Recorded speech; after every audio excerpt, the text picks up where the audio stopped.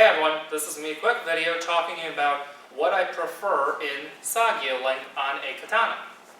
Now a lot of swords come with Sageos that are 7 feet long or longer a lot of times. I don't like Sageo that are that long. For me, I prefer 6 feet to 6.5 feet, 6.5 feet being the longest for me. This one here is around 6.5 feet, and as you'll notice, the Sageo only goes down to here as opposed to more towards my ankles. Even if the Sageo flips over, as you'll see, it's not touching my feet. It is actually a few inches above my feet. Even if I take a step forward, it's still not touching the ground. And to me, that is important in a Sageo.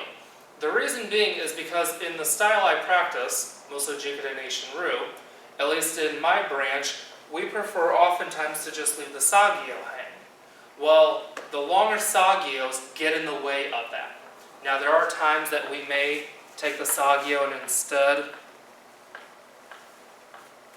tuck it into our hakama, like this, but this is not something that we do very often. Now this sword right here has a 7-foot Sageo, but the difference is I have it tied differently.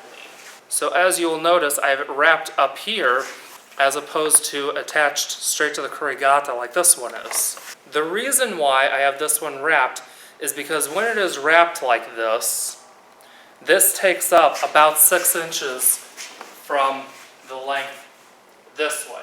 So if the Sageo was tied on the sword, it'd be pretty much the same as taking and cutting 6 inches off this way. Of course, a 7-foot Sageo, when put on a sword, will actually be 3.5 feet long. So this makes it 3 feet long instead. And of course, when the Sageo is off, it's going to make it only 6 feet. And still, as you can see, it's a little bit below my knee.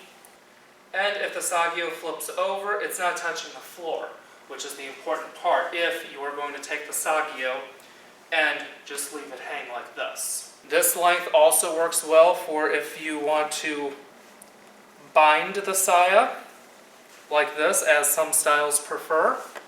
This way would probably also be good for if you tie it over on the right side. If you're a style that goes behind the saya and across though, then this Sageo length probably wouldn't be the best for you.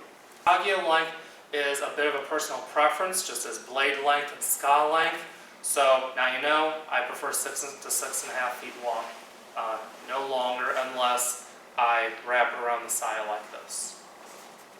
If the Sageo is longer than this, you can also wrap it above and below the kurigata, which I do have a sword that has a Sageo that's that long.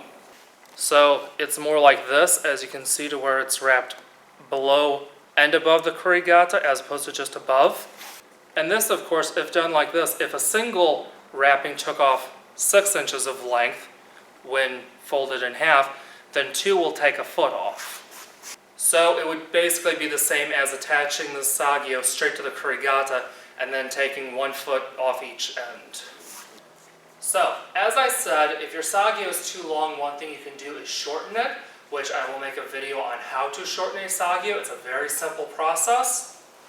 Or, as I showed you, you can wrap it on the saya like this.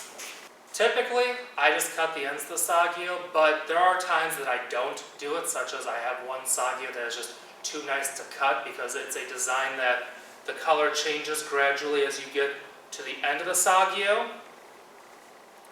So if I did shorten it, it just wouldn't look as nice. And with this Sageo, I just think that looks cool having that wrap right there, since most of this is a black sword. So, I hope this was helpful and informative. Be sure to like, share, and subscribe. Follow me on Facebook, Instagram, and Twitter. And I'll see you in the next video. See ya!